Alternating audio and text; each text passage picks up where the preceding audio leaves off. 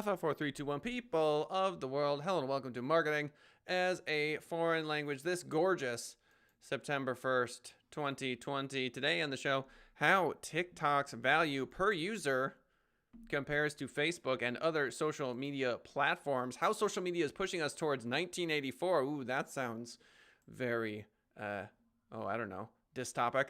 Benadryl challenge. Is a dangerous and deadly new fad on social media, according to medical experts. Voice SEO, different tactics required for Google Assistant, Siri and Alexa. And last but not least, pay-per-click advertising market to witness astonishing growth by 2026. Google, Bing, Yahoo, and more. All on the show. Who doesn't love an intro? Hit it.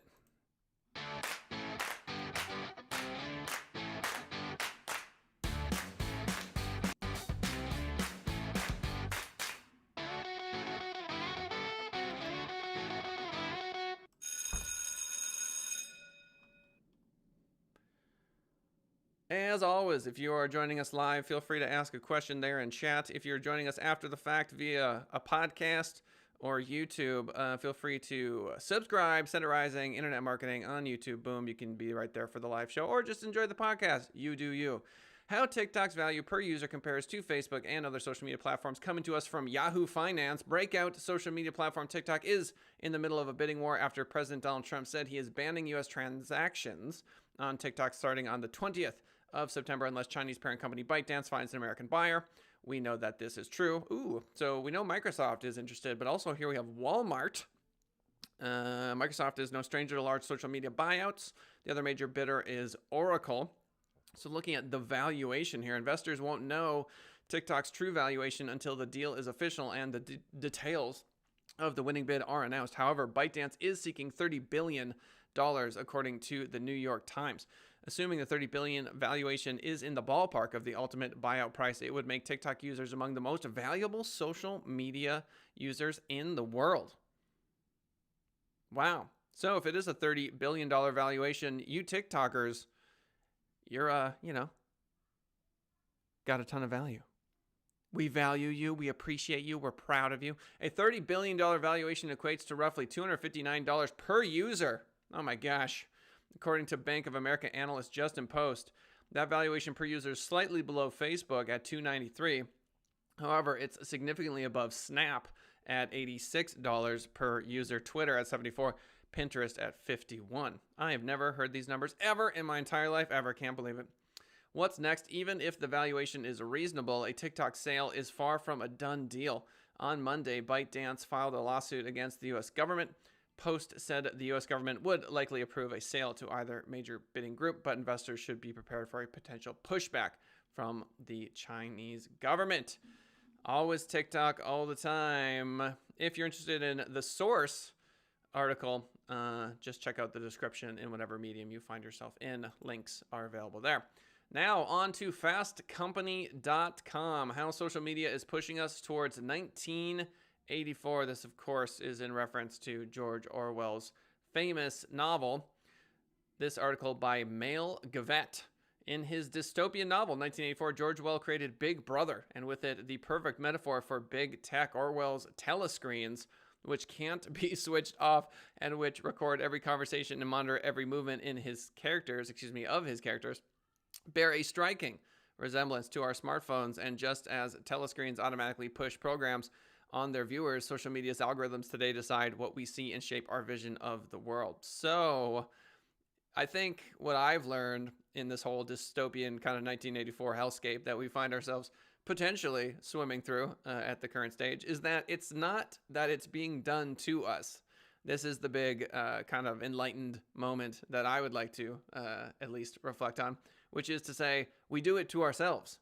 We do it to ourselves, we do.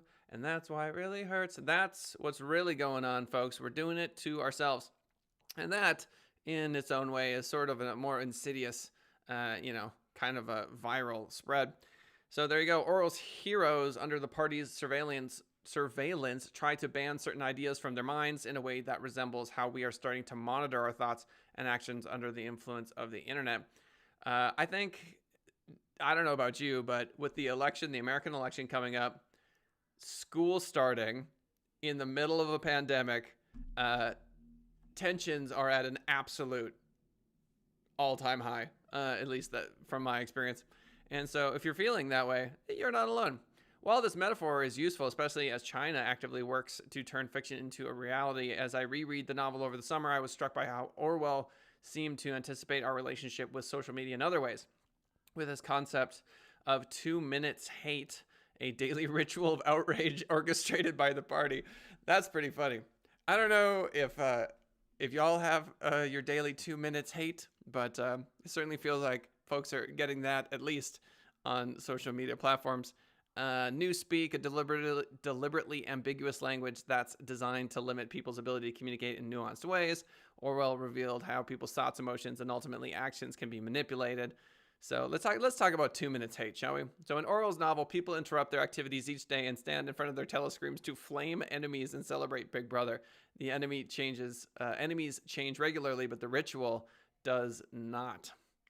So this is from the book. The horrible thing about the 2 minutes hate was not that one was obliged to act a part, but that it was impossible to avoid joining in. Within 30 seconds, any pretense was always unnecessary. A hideous ecstasy of fear and vindictiveness, a desire to kill, torture, and smash faces with a sledgehammer, seemed to flow through the whole group of people like an electric current, turning one even against one's own will into a grimacing, screaming lunatic.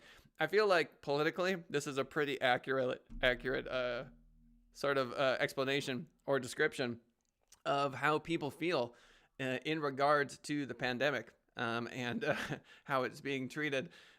Things are absolutely insane right now. And, so beyond these organized, where are we at now? Hate campaigns, everyday harassment, and bullying have also spiked. According to a report from the Pew Research Center, 59% of U.S. teens have been bullied or harassed online. Well, obviously. In the run-up to December's 2019's UK general election, an investigation by the BBC and the liberal think tank Demos found a surge in abuse and death threats on Twitter, directed at parliamentary candidates. So, all right. So, what is the, simple solution. So, these problems, it says add a warning message. Social media companies have tried to eliminate every friction point for users in order to maximize the volume of communication and engagement. But what if they took a different approach? What if when a user was about to post or tweet something inflammatory? We've seen this. We've talked about this. When it comes to hate speech, there are little warning messages. There are little pop-ups that are starting to appear, especially when they're trying to reshare articles that they haven't read. That tends to pop up. And then if there's hate speech of any sort of thing, there are little flags that are beginning to happen or fact checks that are beginning to happen. The problem with this, obviously, is that it can go sideways if the actual owners of these companies, Facebook, Twitter, Instagram, etc., Snapchat, TikTok, police incorrectly. Stop showing suggested posts or videos. Really? Why would you stop showing suggested posts and videos? I get that it creates an echo chamber, but I mean, we're also trying to create something entertaining. Aggressively fight for facts. Yeah, if you can really underline what a fact is, right? So I'm not saying that there are non-facts that we should say are facts. That's not what I'm saying. What I'm saying is that there is a gray area where people will answer the phone and, say that's a fact when that isn't. And it's not always easy to determine what exactly is a fact and what isn't. Relentlessly identify and shut down accounts. Facebook is doing that. They're trying to shut down all of the bad accounts. Moving right along, Benadryl challenge is a dangerous and deadly fad on social media. Has anyone here heard of the Benadryl challenge? This from foxnews.com. Such a challenge is inherently dangerous and can be fatal, according to Amy McGorry. So the Benadryl challenge is a dangerous social media fad on the app TikTok. Oh, okay, there you go. It's always TikTok in the news that led to the death of a 15-year-old Oklahoma teen last week. Oh, great. And the hospitalization of at least 3 Texas teenagers. What is going on? The deadly challenge coaxes, that has got to be a typo, convinces participants to take several doses of the over-the-counter antihistamine drug diphenhydramine, which is just Benadryl, to the point that the person trips out or hallucinates. Yeah, I would say that the Benadryl challenge may look fun, but it could be deadly. This is Dr. Adam Berman. The Benadryl challenge is dangerous and potentially lethal. He's an emergency medicine physician and toxologist at the Jewish Medical Center in New York. And he told Fox, quote, in normal doses, Benadryl is safe. In an overdose, it causes the heart to beat irregularly, which could eventually lead to the heart stopping. It can also cause seizures and extreme drowsiness. So, look, if you're a parent in 2020 and you're trying to navigate, I don't know, the pandemic, your kids learning, in air quotes, from school, and now you have to worry about this random crap on TikTok that your kids might do and might kill them. This year just will not stop. Just will not stop. Voice SEO, this from searchengineland.com. Different tactics required for Google Assistant, Siri, and Alexa. Look, this is going to take over, right? I mean, we're not going to just be searching forever on Google to try to determine, which plumber in our area we should go with. We're going to have voice search take over. My issue with it is I can't imagine a scenario where it makes any sense outside of like restaurants. If I'm looking for like a lawyer, I guess I would say highest rated lawyer with the best price. Like it has to be super nuanced, right? Or give me a list of lawyers in my area. And then I still feel like with voice search, you're still going to, on your Google glasses, have a list in front of you. Is this making sense to you? I still feel like at the end of the day, you're going to be looking at a list of, whatever it is you're looking for. Call it dentists, right? So if you want to book an appointment with a dentist and you're walking around and you've got your new fancy Google glasses on and it's Bluetooth synced to the phone in your pocket and you say, Siri or whatever, Google, give me a list of dentists in my area. You still want to look at the reviews, right?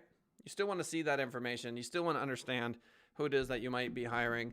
And that to me is a visual medium. Like I don't necessarily want Google to be like, well, dentist A has 4.9 5-star reviews. They are, well, I guess maybe if Google was good enough to actually identify the highest rated, closest, and most affordable, but that's just the thing.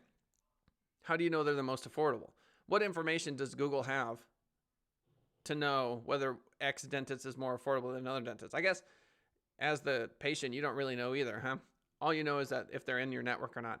So I think it is feasible that through voice search alone, you could end up with the quote best. But the quote best is how close they are to you, price, if such a thing is available, like oil change, that sort of thing. If Google Voice Assistant could find like a coupon for you, that would be cool. There's a number of things that go into determining who is actually the best. Because when you go from providing like 3 to 5 to 10 examples in Google search results to just tell me what the best one is, I mean, that's a pretty big technological leap.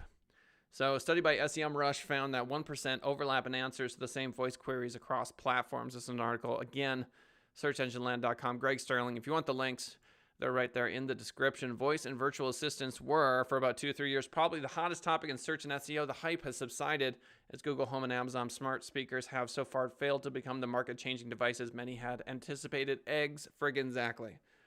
This is what I'm trying to say.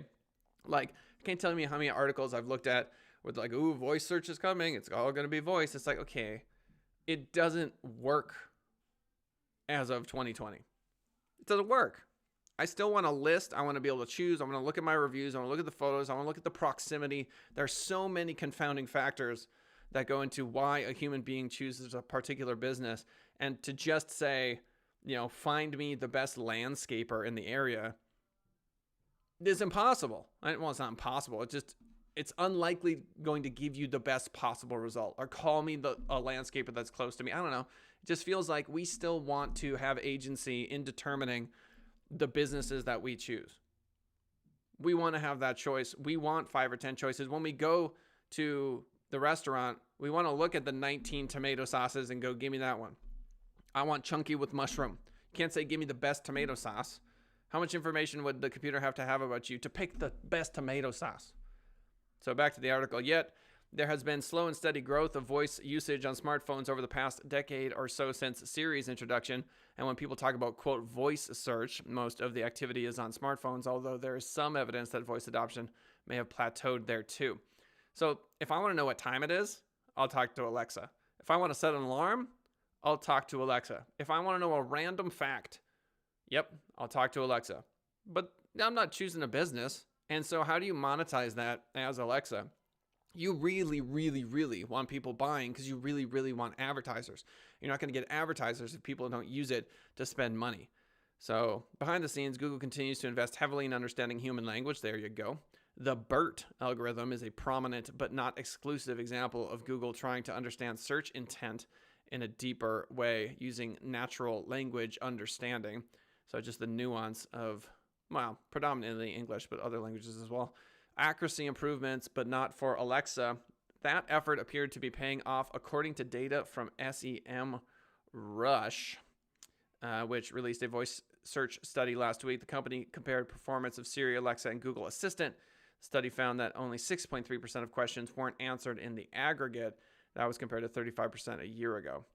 Oh my goodness. Brad Hess leaving us a comment saying, the best is subjective, isn't it?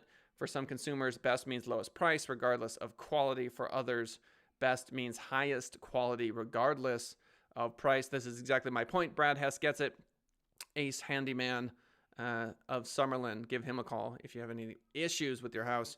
He'll hook you up. Brad Hess is an amazing human being. While past virtual assistant studies have ranked accuracy among the competitors differently, the SEM Rush data show the Google Assistant on Android smartphone and Siri had the lowest percentage of unanswered questions at 2%, compared with Alexa, which couldn't answer 23%. Whoa! That's a huge discrepancy. So SEM Rush data shows that Google Assistant and Siri have a 2% unanswered question percentage, I guess you could say, compared with Alexa, which was 23%. Wow. That represents a significant improvement for Siri and a potential decline in quality for Alexa. Thank you to everyone who's hit the like button. Very much appreciated. Local search and optimizing for assistants. The study emphasizes local search and identifies voice search ranking factors. It also looks at the underlying data sources utilized by the three assistants, as well as the associated SEO implications for marketers. Quote, given that various voice assistants rely on different sources of information when picking answers, they mostly return different results for the same question. This is SEM Rush's Olga Andrienko remarked in a blog post on the study.